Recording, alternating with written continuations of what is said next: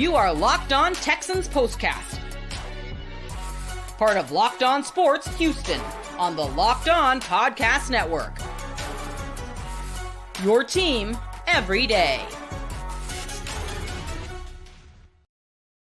And for only the second time this season, we have a loss to talk about for the Houston Texans, as it was in brutal fashion overall, if you're a fan of this team today, as they went up to Lambeau and left a lot out there and could never find themselves on the offensive side of the football throughout the entire game, outside of the running game. This is the Locked On Texans Postcast. Hello, I am Michael Connor. That is former Texans lineman Wade Smith.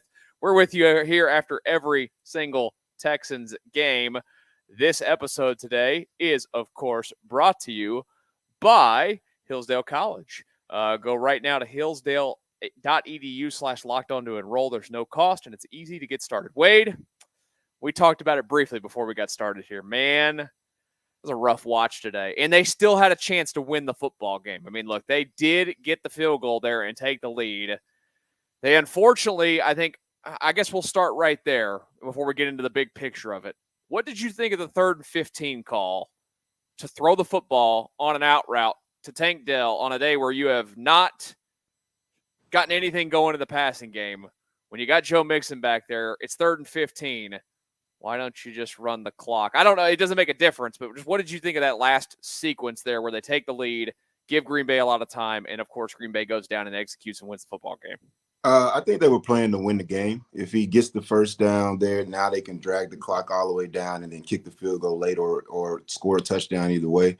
I think they were playing to win the game. You see, I don't know how many more seconds it might have taken off an extra 30-something seconds, 40-something seconds.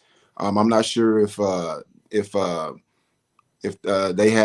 Packers had any timeouts left. I believe they did.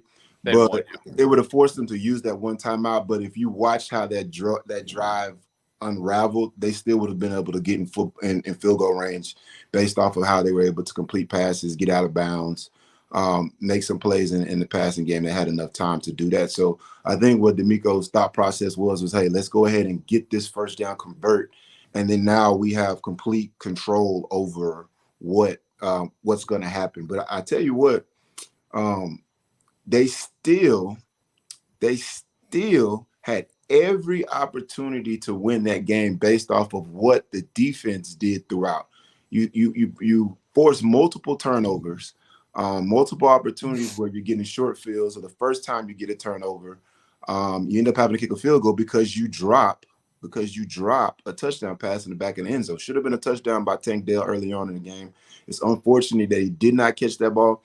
That ends up costing them in the end. If you have 7 points there, the game looks a little different all the way throughout, and you see the difference of the game was just 2 points. So, that's a play that Tank Dell usually makes. I've seen him make that same catch multiple times throughout drives on third downs, convert. Even on that last play that you were just talking about, at 3rd and 15, he was an inch or two away from making the same type of catch, the same type of play, but he didn't make that play. And so now, you have to kick the field goal, and you're going to put it on the shoulder of your defense to make a stop. And the defense of the Texans throughout the game, and especially in the second half, did a really good job of slowing down, forcing the Packers to punt the ball. In the first half, the majority of the stops had to do with turnovers. In the second half, they were getting 3s and outs. They were forcing the Packers to punt, and so. I think DeMeco at that point said, hey, we're going to kick this field goal. We're going to trust the defense to get a stop. And unfortunately, it didn't happen. And now the Texans take their second loss of the season. Take their second loss of the season. And, it was, again, like you said, it's a game that you feel like – I think it's kind of been a theme. We've talked about it a lot. I mean, they've won 5 games this season. We've always talked about there's been a lot left on the field. Last week was the first week that they didn't have that. They played a bad Patriots team. They went out there and kicked the bad Patriots team's butt, and they left everything on the field. They didn't leave points or anything. Today, they left opportunities. I'm glad you mentioned it. I did not – I was, right in the front of my neighborhood as that series is going on, so I was listening to it on the radio. I had it on my phone in the car, but, I didn't want to be – paying complete attention to the phone as I'm driving. Yeah, you don't want to do that while you're driving. Let's get I was listening to Andre Ware on the radio, and he's like, they got to score a touchdown here. They got to score a touchdown here because you don't want to get the ball. They got the ball at the 11 there. Yeah. To start the football game. And really, to me, in the back of my head, I wanted to stay, positive mindset. It's okay. You got some points out of it. It's free points, whatever. But there's just always something to when you don't take advantage of opportunities, because they did. I mean, like Green Bay, like you mentioned, they turned Jordan Love over twice. The defense did their job, and they even had an opportunity there. It looked like in that final drive to get an interception on a tip ball. It's not an easy play by any means for Murray to catch that football, but he even had an opportunity there because Hewitt knocked it down and then went into, I forget who hit it for Green Bay, but just overall the offense today. And I guess we can loop the Nico Collins presence into this, because I think that for the first time, since he's been down, clearly, you really missed his presence today. I don't think that fixes everything by any means. Kind of like when Mixon was out, didn't fix the issues that you had if you had him there. Because, Green Bay, what did you see what they were doing defensively today against the Texans that made life hell? Because it just felt like CJ just never had time and was rushed into it a lot of the decisions, and then couldn't push the ball down the field really ever. It was a combination of the defensive line of the Packers winning one-on-one matchups. It was them running games up front, getting pressure that way. It was them running blitzes off of the edge with DBs coming off the edge and getting sacks. It was I don't want to call it total domination, because there were times that the Texans offensive line, got some gashes going, and Mixon had some long runs and some consistent carries. But it was way too much in the pass game. CJ, you could tell his feet were never settled. He was feeling the pressure the entire game. It translated in some of the inaccuracy of some of his passes throughout the game. I just felt like that up front, the Packers won that battle. They won the battle physically, but then also I think schematically there were some things that they did that caused pressure, caused sacks on CJ. And so that's where you saw that the offensive efficiency was nowhere near the way it needed to be in order for them to come out with a W. You see the fact that the Packers were able to force CJ to throw the ball away multiple times. They were able to force him to have to scramble to get yards, because they were getting pressure pretty dang fast. And so it just wasn't time for guys to get open. And like you said, you have a guy like Nico Collins that's not there. Now it starts to show up even further, because you don't have that difference maker that can back guys off. You don't have that difference maker that can just win those 50-50 balls and just make plays to alleviate pressure off everybody else. Yeah, I think that if anybody, I know that when the trade happened for Diggs, everybody's like, oh, how's everybody going to live with Diggs being the number one? No, it's nothing against, he's still capable of being that kind of guy. There's just a difference in a Stephon Diggs type and a Nico Collins type. And that's in large part, right, because of the size. And that he makes such a massive difference there, and he can create separation. He's so fast, he gets away. And Stephon Diggs' game is just different than Nico Collins is. They missed their biggest weapon. And not to say that that's what changed the football game today at all, but I think you felt the presence the entire day that he wasn't there.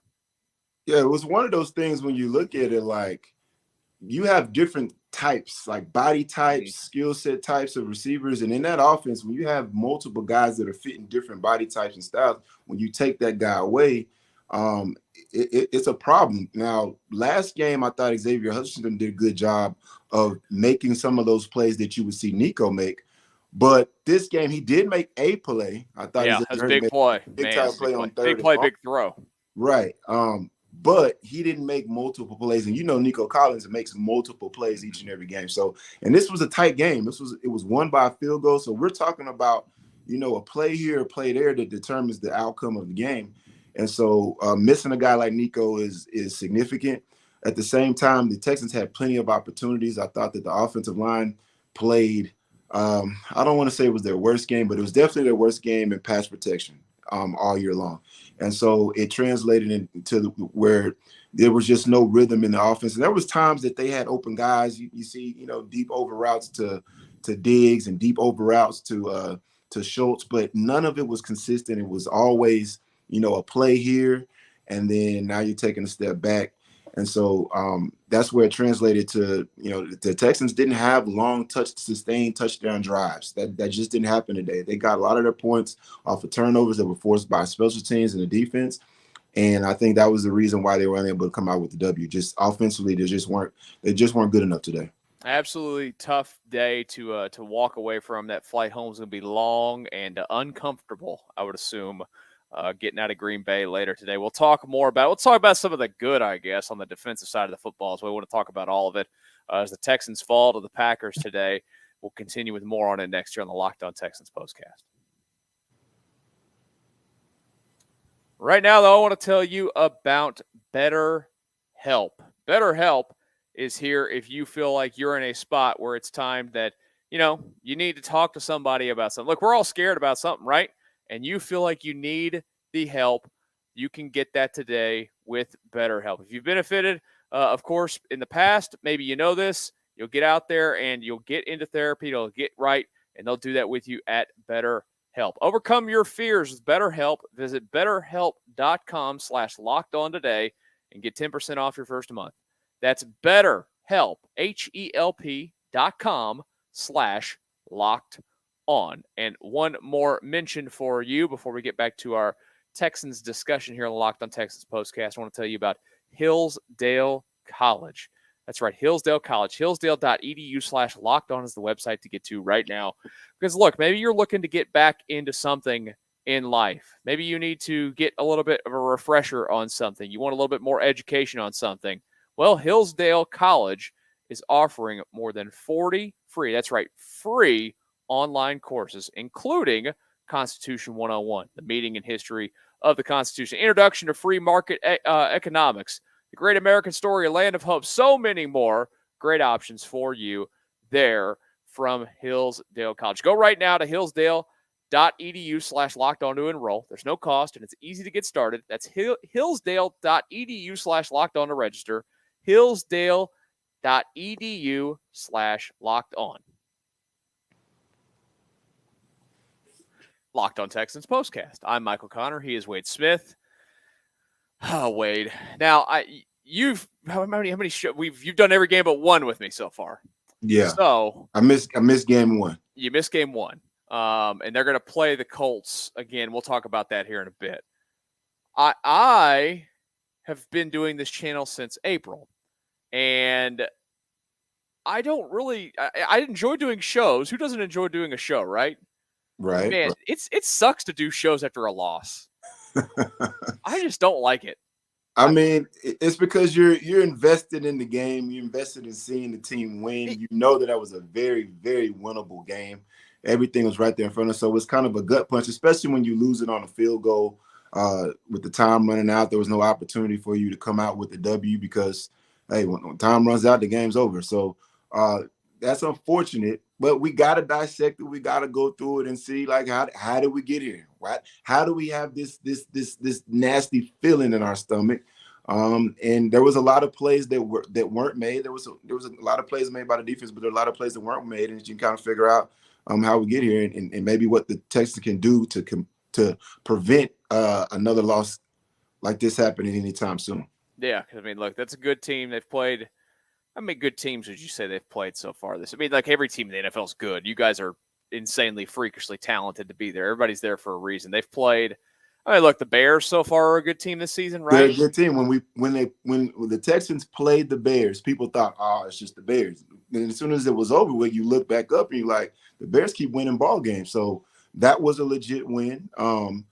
Who Bills. Else? They beat the Bills. The Bills is a legit team. I believe they're 4-2, or yeah. I know they were winning big today, so they might have had a bye week yet. They might be 5-3 or 5-2, somewhere around there. Yeah, they crushed the Titans. Yeah, which is, it's Titans is what it is. It's always a good day when they get beat.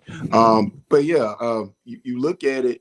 The Texans have played a tough schedule. It's going to continue to get tougher. You're on the road in Green Bay. That's one of the tougher environments to play in, and you played them to a tie. Basically all the way to the end, and then they made one more play than you made. But like I said, the Texans, the reason why you got that nasty feeling, because the Texans actually should have won that game. You just look at the various opportunities that you were given with turnovers and great situations. You got to win that game, and so they didn't, and so here we are. I mean, Jordan Love's a good quarterback. And they've been blessed in Green Bay for a very long time with great quarterback. They've just gone from one to another. I mean, how they've hit the jackpot on that, I don't know. But they're stepping back to a Favre type of quarterback compared to the guy that didn't throw interceptions. That guy takes risks. I mean, he throws some balls up at times. I think Aaron Rodgers especially as he gets older, he's getting even more. He's getting riskier now, yeah. Yeah, but I look at it like this. It's very similar to what the Texans have done at the receiver position. You go from Andre Johnson to DeAndre Hopkins, and now you got Nico Collins. It's just like bang, bang, Pretty bang. good. That's a good little run going right there. It is. That's what they have going on in Green Bay, and I ain't mad at them. But the Texans forced him to make errors today. I thought Bullock is just a ball hawk, man. He's going to find a way and get to the ball. He made plays. I thought Neville Hewitt made plays today. Neville Hewitt's earning himself some serious PT no matter what. Like, I know that, he stepped in and stepped up there a little bit, but like, he's made a difference here. Yeah, I mean, he's making plays deep in cover two, batting up balls. The ball you're talking about that was almost intercepted on the last drive, that's a heck of a football player that he made there. And he's not really the linebacker type that you would think that could make plays like that. He's a downhill thumper, going to run through your face, special teams demon type of guy. But he showed his versatility and his ability to play, 3 downs of football today. Him and I thought Jake Hansen did a good job of making plays. You look at the ball game, the way it went, it started off. The Packers couldn't really do much in the run game. Jacobs was they were slowing him down a bunch. I thought Tim Settle, he was talking a little bit before a game about how he's got to be going. Tim Settle had a hell of a game. He had his best as a Texan. And Amos here for it. He's getting sacks. He's getting tackles for loss on screens, playing well in the run game. He had a heck of a game. By the way, we're not going to do game balls today. No game balls on the Oh, okay. I put the question mark on there because we didn't talk about it before. I was wondering if I know that in the locker room you're not handing them out. I just didn't know if you wanted to hand any out. Yeah, we're keeping that same energy. Okay. I mean, he's an honorable mention, but he can't get a game ball. Nobody can get a game ball after a loss. But yeah, man, he played a heck of a ball game up front. It was good to see Danico Autry out there playing a little bit. I just thought overall, Petrie in the first half of the game. Petrie was making play after play after play. He's making, I just thought that defensively, you can look at a lot of this tape and say, like, we did a damn good job there, we did a damn good job there. And they were walking wounded. They were down 5 starters. Mm-hmm. And if you count Christian Harris, 6, you're down to your 3rd and 4th string inside linebackers, and you played very well. So there's a lot to be excited about that, because that depth will pay dividends as the season goes on. You start to get healthy, you start to get guys back. Now, if somebody else goes out again, you're having guys coming in lineup that have experience that are playing, and they played at a high level. So I like what I saw of the defense today. They struggled as far as trying to cover Dobbs. Like Ross had a rough go of it. He had a rough go of it today. Over there at cornerback, they were taking turns making plays on him. He made a play in the second half. I thought it was good late, but for the most part, they had a lot of success there. And that's one of your starters that's out. Lassiter wasn't in there, and teams are going to try to take advantage of, when you have backups and 3rd string, 4th string guys in the game. And so, I just thought that overall the defense played a dang good ball game and gave them every chance to win it. And you know what we don't have to talk about again this week? What's that? The penalties being a big, massive issue. There weren't a lot of penalties. There was, for a guy that we just talked about, Neville Hewitt did have a bad one when he body slammed him. I mean, look, now me watching this game, I'm like, are we really calling penalties for this? I mean, look, but I get it. Today's world of the NFL, we're protecting players. They're going to do everything that they can, where they're just going to try and completely weed everything out. But like even 10 years ago, that's just a normal play. Like, the part about it that I hate the most is that they're begging for it as soon as it happened. Everybody's, yes. See that? Look what he did. They've turned into soccer players. Yes.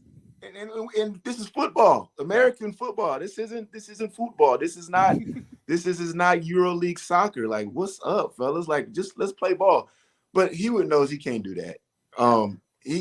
He's one of those guys that you want on your team. He is a thumper. He's going to set the tone. He has done that before. He did that jumping over the pile on the special teams play and suplex the guy. That wasn't called. I don't know if when he did that, he figured I can do it again. Yeah. But this one was just like, that was like in a pile. This one was wide open. Great tackle by him, but you can't suplex the guy. It was great for him. I'll give him that. but it Yeah, was a penalty. he might have a future in a WWE ring somewhere. There's a Hey, chance. you know, there's a pipeline of former NFL players to WWE. That is a thing. Yeah, hey, you never know. You never know. What I do know is we'll talk a little bit more about what we saw out there today. We're also going to take a look at the Colts game coming up next weekend, as well as a chance to sweep the season series already against them. We'll do that here in just a brief second on the Locked On Texans Postcast. Right now, I want to tell you about FanDuel. Did you have money on the Texans today? Guess what? They covered 3.5-point favorites. We're the Hackers today. So at least there's that. You could have that today. But NFL fans, you can start the season with a big return on FanDuel, America's #1 sportsbook. When you get a hunch in the middle of the game, you can check out the latest stats, view live play-by-play, and so much more on the same page where you place your bets. You'll get started. $200 in bonus bets guaranteed when you place your first $5 bet. Go to FanDuel.com. That's FanDuel.com. It is the Locked On Texans Postcast on a somber Sunday. And it's so nice outside. Like, today's one of those days I wish it was like gray and gross and just – it's a nice Sunday out. It's a beautiful day in H-Town, man. It ain't too hot. The sun's shining. Hey, it was a beautiful day. Looked like in Green Bay. It's a beautiful day all over the country. I haven't seen really any bad weather games. There's a lot of good. And I got something to say about this. The weather. Talking about the weather. Talk about looks. Talk about the new uniforms.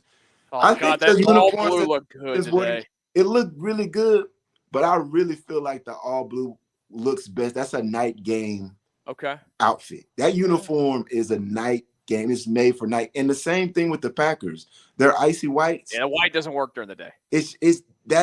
Both of those teams needed to replay that game on Sunday Night Football with the same look, and it would have been 10 times better. I ain't mad at either one of the looks because they look good. All of the Texans uniform combinations look great. Excited about what they did with the brand. But I was watching the game and I was like, man, this looks good, but it would look so much better if this game started at 7:20 p.m. and we were in on RG, or even if you were in Green Bay playing it at night, they just would have popped better, would have looked better. That's a quick aside. I haven't even looked next. You said you got homecoming next weekend, right? Yeah, it's the Legends homecoming. Are they doing? Is it Battle Red or are they just doing regular? I was told kind of what they're supposed to do, but the way I was told, it made it seem like we're not supposed to tell. But I will say this: they're honoring Andre Johnson getting in the Hall of Fame. I think it's going to be somewhere close to, definitely over 80, but close to 100 former Texans legends will be in the building to celebrate that. So, like I said, it's homecoming weekend, and that'll be exciting. And it's against the Colts. Like, you get an opportunity to have all your people back in the building and beat up on the Colts. Coming off of a loss, I think the Texans are going to be hungry, so I'm looking forward to it. Official Battle Red Day is the 10th of November against the Lions. That's 10. The night game, isn't it? Yes, Sunday night. Sunday night football. That tailor-made.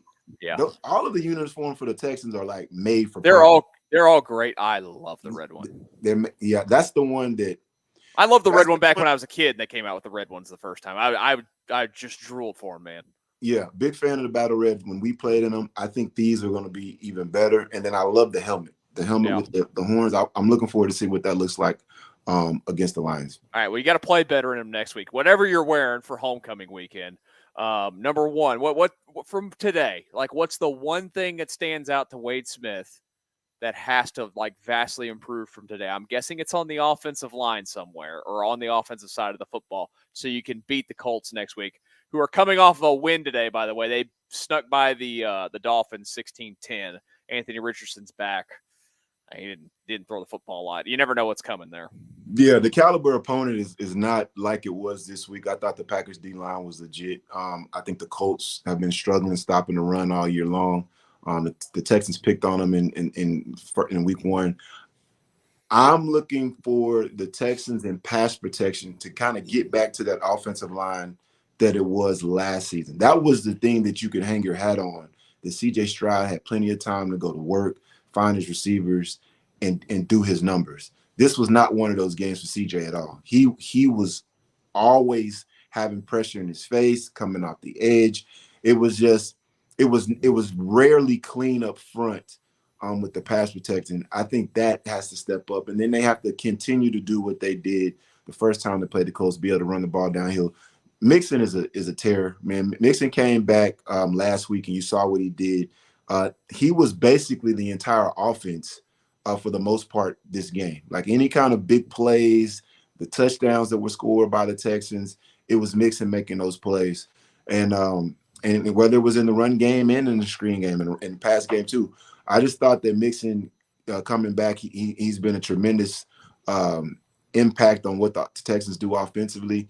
The O-line has to take advantage of that you have a guy back there and make sure that you keep things clean up front in the pass game. You have a lot of weapons that CJ can get the ball to, but you got to give him time to do it. They got to be better handling games up front. Teams are going to – and they're running games on guys that it makes sense that they're running on them. They're running on the young guys. The game that they got a sack on, it was against Juice Ruggs and Kenyon Green. They're going to run the games on those guys. They're going to blitz those guys. They're going to test those young guys that aren't is proven and have shown that they might be a little susceptible for some things. And so they're going to have to work through that through practice, get those reps in and get together so they're on the same page so that they can pass those games off. Because it wasn't like those plays that the defense made was some gargantuan, hey, that was a superhuman play and we can't do anything about that. That the stuff that was getting home was low-key simple. And so they got to be able to handle that stuff. And I think if they do, it's just going to pay dividends to where the Texans can come back and we can get this taste out of our mouth and have a hell of a homecoming next weekend. Are those the things you talk about on the line with the stunts and all the games that they played? And I thought we saw that. Didn't we see that a lot in the Minnesota game as well? Yeah, same thing. Yep.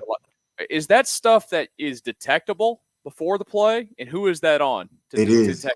Okay. It is detectable. And that's, I'll be honest with you, that's one of the funnest things as an offensive lineman when you know that the defense is going to do it before they do it. And sometimes you call it out. Sometimes you just you kind of give a little a look or you make a little call to the lineman next to you, either my left tackle or Chris Meyer, my center, or Dwayne Brown, my left tackle. We'll make a call and we know what's going to happen, and then talk noise right afterwards. Like, come on, that ain't gonna work on us. That comes from tons of reps, tons of experience, tons of just having that football IQ and nuance and football sense to realize what's coming. Like looking at stances, looking at down and distance, just tendencies. There's a lot of it. There's a lot of nuance to being able to understand that and being really good at that stuff. You don't expect first and second year players to be great at that. That's just not something you really expect. But what you do expect is that, hey, if you're on the field, you got to go out there and perform. And so if you're out there, you got to make those plays. And some of those plays that that the Packers made, just more times than not, those things shouldn't happen. So they're going to have to work through those things and get better there. But they have the talent and ability to do it, but they got to get it done. Like I said, CJ's got to have clean pockets. He can't have CJ getting hit so much. Every time he gets hit, I really don't like it because I know how important that he is to the team. And he's not even really getting just blasted like that, but just guys grabbing his legs and getting low around the ankles and stuff like that. I get a little kind of get the heebie-jeebies a little bit like that because how he goes, we go. And so he gave up his body there late on a run. Yeah, you see that it got the first down because when it happened, I'm sitting there watching I'm watching the game with my nephew and I go, oh, God, I don't love that. I don't I know that you're trying to win the football game and I appreciate it, but God, I don't love it. Yeah, in the first or second quarter, you like, don't do that, CJ. But that was one of those situations. Hey, we got to get a first down. We got to make a play. So go make that play, CJ. Just maybe when you dive a little bit lower and a little bit to the right, so you don't get hit upside the head, neck area. It was kind of rough, but he survived it. But those are football plays where he's getting hit. When he's standing in the pocket, that's not football plays. That's him basically at the will, at the mercy of the defensive lineman. You don't want guys to get hit like that because they're not braced up and prepared for those type of hits. Quick trivia before we wrap things up. Was that his lowest total of yards in a game? What was the number? He threw for 86 yards, 10 of 21, 86 yards. I'm probably gonna say no because I remember last year. No, actually, you're wrong. That is his lowest. It is. So what was it Yes. against the Jets last year? The Jets, he was 10 of 23 for 91 yards. 91. Okay, I knew it was bad. So yeah, I mean, look, yeah. he's only 1, 2, 3, 4. It's only his 5th game where he's been under 200 yards in his career. All I know is this: if you can have C.J. Stroud, you say he threw for how many? 80 what? 86. 86 yards, and you still almost won on the last play of the game. You got a damn good football team. Now take advantage of your opportunities going forward. Play cleaner, play better up front, and you can get right back on a win streak and knock a bunch of games out. And please do something for my health and play a game where they've only given me one game this year where it's not been close when it's a win. One bad loss and then one close loss. I need some just easy Sundays. Just a few. That's all I'm asking.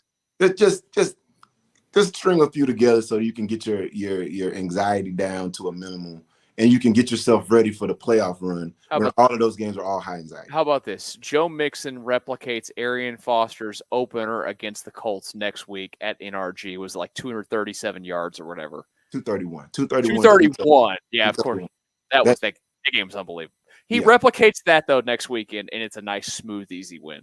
I think I'm good with that. If he does that, man, you're going to have a bunch of very, very happy guys in the legend suite enjoying all the libations and foods and vittles up there celebrating the Texans and Andre Johnson for homecoming weekend. Well, you guys laid the groundwork, and now it's on these guys to take it to the next level, but they got to go win some football. Yes, sir. Well, Wade, it was great as always. Appreciate you. We'll be talking about a win. I already know it the next time that we talk.